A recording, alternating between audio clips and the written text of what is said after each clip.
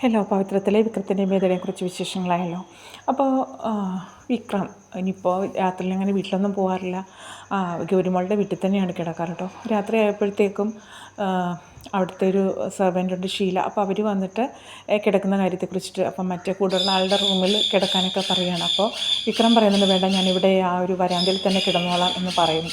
അപ്പോഴേക്കും ഗൗരിമോൾ എത്തി ഒരു ടെൻ്റ് അടിക്കാനുള്ള ഒരു ഇതൊക്കെ ആയിട്ട് വന്നിട്ടുണ്ട്. അപ്പോൾ ഇതടിച്ചിട്ട് കിടക്കാനായിട്ട് അപ്പോൾ വിക്രത്തിന് ഭയങ്കര സന്തോഷമാണ്. വിക്രം അങ്ങനെയാണെങ്കിൽ നമുക്ക് ഞാൻ അങ്ങനെ ചെയ്തോളാം എന്ന് പറയുകയാണ് കേട്ടോ. അപ്പോൾ പേടിയാവില്ലേന്ന് ഷീല പറയുന്ന, മുറ്റത്ത് ആ ഒരു തണുപ്പടിക്കൽ അതൊന്നും പ്രശ്നമില്ല എനിക്ക് എന്ന് പറഞ്ഞിട്ട് അങ്ങനെ ഗൗരിയും ആ ഒരു ഷീലയും കൂടി വിക്രത്തെ സഹായിക്കുന്നു. അങ്ങനെ മുറ്റത്ത് ആ ഒരു ടെൻ്റ് അടിച്ചിട്ട് അതിൽ കിടക്കുകയാണ് കേട്ടോ. കിടക്കാനായിട്ടുള്ള ഒരുക്കങ്ങളൊക്കെയാണ്. അപ്പോൾ ഗൗരിമോൾ സഹായിക്കുന്നുണ്ട്. അപ്പോഴേക്കും ഷീല അവിടെ വിളിച്ചിട്ട് സേതുമ്മ വിളിച്ചിട്ട് അങ്ങ് അപ്പുറത്തേക്ക് പോവുകയും ചെയ്യുന്നുണ്ട്. അപ്പോൾ കുറച്ച് കാർട്ടൂണിലെ കഥകളെക്കുറിച്ചും ചെമ്പുവിൻ്റെ കാര്യങ്ങളും ചെമ്പുവിനെ വേട്ടയാടുന്ന ചില മൃഗങ്ങൾ അങ്ങനെയൊക്കെയുള്ള കാര്യങ്ങൾ കാർട്ടൂൺ കഥാപാത്രത്തെക്കുറിച്ചിട്ടൊക്കെ പറയുകയാണ് കേട്ടോ. അപ്പോൾ വിക്രം പറയുന്നുണ്ട്, ഞാൻ ചെമ്പുവനല്ല, വിക്രമാദിത്യ മഹാരാജാവ്, അത് പ്രൗഢി അതിലിങ്ങനെ കാണിക്കുകയാണ്. അത് കാണുമ്പോൾ ഇങ്ങനെ മോളുടെ മനസ്സിൽ ആ ഒരു രാജാവിൻ്റെ മുഖം ഇങ്ങനെ കോക്കറി കുത്തി കാണിക്കുന്ന പോലെയൊക്കെ നമുക്ക് തോന്നുന്നുണ്ട് കേട്ടോ. അത് കഴിഞ്ഞിട്ട് സേതുമ്മ വന്നിട്ട് ഗൗരിയെ അങ്ങ് വിളിച്ചുകൊണ്ട് പോവുകയാണ് കേട്ടോ. പോകുന്നില്ല, നിർബന്ധിച്ച് വിളിച്ചിട്ട് എടുത്ത് പോവുകയാണ്. അപ്പോഴേക്കും ഈ വിക്രമാദിത്യൻ്റെ മഹാരാജൻ്റെ കാര്യം പറഞ്ഞപ്പോൾ പണ്ടിങ്ങനെ വിക്രത്തെ അങ്ങോട്ടും ഇങ്ങോട്ടും വിക്രം വേതാളം എന്നിങ്ങനെ വിളിക്കൽ, അതൊക്കെ ഇങ്ങനെ മനസ്സിലാലോചിച്ചിട്ട് വിക്രം അവിടെ തന്നെ ഇങ്ങനെ ഇരിക്കുകയാണ്. പിന്നീട് കാണിക്കുന്നത് ഗൗരിമോളും ഇങ്ങനെ ഫോണിൽ സംസാരിക്കുകയാണ് കേട്ടോ. അപ്പോൾ അമ്മയെടുത്ത് കാര്യങ്ങളെല്ലാം ഇവിടുത്തെ വിക്രമാദിത്യൻ്റെയും ചെമ്പുവിൻ്റെ ആ കാര്യങ്ങളെല്ലാം പറഞ്ഞിങ്ങനെ കൊടുക്കുകയാണ്, എല്ലാം വിശദമായിട്ട്. അപ്പോൾ ഈ ഒരു സമയത്ത് മോള് പറയുന്നുണ്ട്, വിക്രമാദിത്യൻ്റെ പേര് പറയുകയാണ് കേട്ടോ. അപ്പോൾ വേദയെ പെട്ടെന്ന് ഫോൺ വെച്ച് കഴിയുമ്പോൾ ആലോചിക്കുന്നത് വിക്രത്തെക്കുറിച്ചിട്ടാണ്. വിക്രവും വേദയായിട്ടുള്ള ആ ഒരു നിമിഷങ്ങളും കാര്യങ്ങളൊക്കെ ആലോചിക്കുന്നുണ്ട്.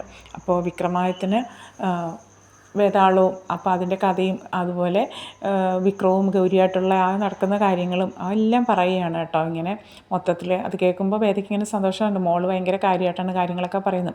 അതിനുശേഷം പിന്നീട് വിളിക്കുന്നത് തരുണിനെ വിളിക്കുകയാണ്. തരുണിനെ വിളിച്ചിട്ട് തരുണിൻ്റെ അടുത്തും ഈ കാര്യങ്ങളൊക്കെ സംസാരിക്കുകയാണ് മോള് കേട്ടോ. ഇങ്ങനെ ആ കാര്യങ്ങളെല്ലാം തരുണിനോടും പറയുകയാണ്.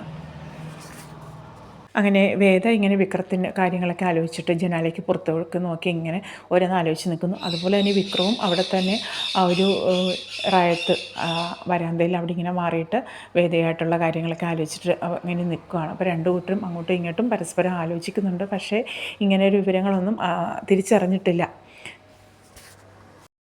പിന്നീട് കാണിക്കുന്നത് മാഷു ഇതുപോലെ ഒരു വിളി കേട്ടിട്ട് ഇങ്ങനെ ഓടി വരുന്നതായിട്ടാണ്. അപ്പോഴേക്കും ആമി ഇങ്ങനെ കട്ടിലിൽ നിന്ന് നിലത്ത് വീണു.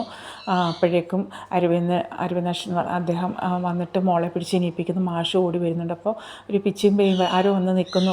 രണ്ട് പേര് വന്ന് ഉപദ്രവിക്കാൻ വന്നു. തലയില്ല, അച്ഛനെ പുറത്തേക്ക് ഇറങ്ങരുത്, അവർ വല്ലതും ചെയ്യും എന്നൊക്കെ പറഞ്ഞിട്ട് ഇങ്ങനെ ഒരു ഭ്രാന്ത് പിടിച്ച മാതിരി വല്ലാണ്ട് സംസാരിക്കുകയാണ് ആമി. അപ്പം മോളെ ആരുമില്ല, മോള് പേടിക്കണ്ട, അപ്പോൾ അച്ഛൻ്റെ അടുത്ത് ഇരിക്കണം, അച്ഛൻ പോയി കഴിഞ്ഞാൽ അവർ വരും എന്നൊക്കെ പറയുകയാണ് കേട്ടോ.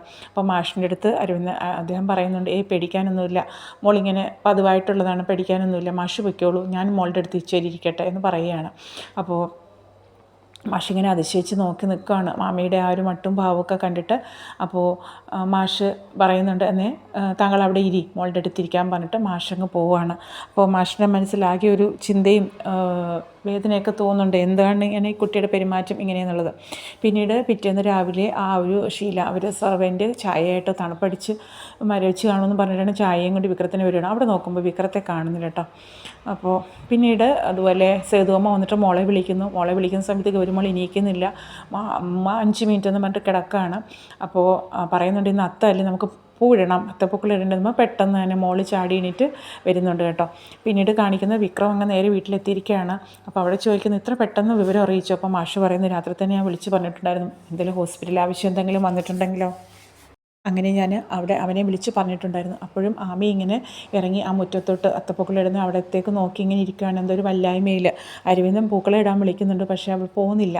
അപ്പോൾ വിക്രം പറയുന്നു, ബാ പിടിച്ചിനിയിപ്പിക്കുകയാണ്. ആമി നിർബന്ധിച്ചിട്ട് ഞാനും കൂടാമെന്നും പറഞ്ഞ് ഇടുന്നു. ഇത് കാണുമ്പോൾ മാഷ് അവിടെ ഇരിപ്പുണ്ട്. മാഷിനത് കണ്ടിട്ട് വലിയൊരു സന്തോഷവും തോന്നില്ല. മാഷിൻ്റെ മുഖത്ത് ആകെ എന്തോ ഒരു വിഷമം പോലെയാണ് കാണിക്കുന്നത്.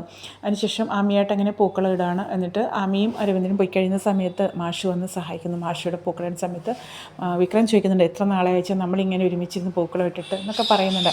അപ്പോൾ മാഷ് പറയുന്നു, നിൻ്റെ മനസ്സിൽ എന്താണ് ആമിയെക്കുറിച്ചിട്ട്? അച്ഛൻ എന്താ വിചാരിക്കുന്നത്? എൻ്റെ മനസ്സിൽ വേദയ്ക്കല്ലാതെ മറ്റൊരാൾക്ക് സ്പേസ് ഉണ്ടെന്നാണോ? അതല്ല, പക്ഷേ അരവിന്ദൻ്റെ മനസ്സിൽ എന്തൊക്കെയോ കണക്കൂട്ടലുണ്ടെന്ന് തോന്നുന്നു. അപ്പോൾ പറയുന്നുണ്ട് അതൊന്നും ഇല്ല എന്ന് വിക്രം പറയുന്നു. അപ്പോൾ മാഷ് പറയുന്നുണ്ട്, ഒരിക്കലും അവളുടെ മനസ്സിൽ അങ്ങനെയൊരു പ്രതീക്ഷ കൊടുക്കരുത് മോനെ എന്ന് പറയണം. ഇല്ല അച്ഛാ, ഞാനെപ്പോഴും ആ ഒരു അകലം വിട്ടിട്ടാണ് നിൽക്കുന്നത്, അത് അവൾക്കും അറിയാം. നീ വേദയുടെ കാര്യമൊക്കെ അവളോട് പറഞ്ഞിട്ടുണ്ടോ? ഞാൻ എല്ലാം പറഞ്ഞിട്ടുണ്ട് അച്ഛാ. അങ്ങനെ ഒരു പ്രതീക്ഷയൊന്നും ഞാൻ അവൾക്ക് കൊടുത്തിട്ടില്ല. പിന്നെ അദ്ദേഹത്തിൻ്റെ കാര്യം, അദ്ദേഹത്തിന് എന്തെങ്കിലും മനസ്സിൽ തെറ്റിദ്ധാരണ തോന്നിയിട്ടുണ്ടെങ്കിൽ അത് അച്ഛനാണ് പറഞ്ഞു തിരുത്തേണ്ടത്. അത് അച്ഛനെപ്പോഴേ പറഞ്ഞ് മനസ്സിലാക്കിക്കോണം. അപ്പോൾ അങ്ങനെയൊക്കെയുള്ള കാര്യങ്ങൾ മാഷും വിക്രമായിട്ട് സംസാരിക്കുകയാണ് കേട്ടോ. അങ്ങനെ അന്നത്തെ ആ ഒരു വിശേഷങ്ങൾ അവസാനിക്കുകയാണ്. അപ്പോൾ ഇതുപോലെയുള്ള പുത്തൻ വിശേഷങ്ങൾക്കായിട്ട് ഒരു കുഞ്ഞു ചാനലാണ്. സബ്സ്ക്രൈബ് ചെയ്തൊന്ന് സപ്പോർട്ട് ചെയ്യുക. ഇഷ്ടപ്പെട്ടാൽ പ്രൊമോ ഇഷ്ടപ്പെടുവാണെങ്കിൽ ഒന്ന് ലൈക്ക് ചെയ്യുക.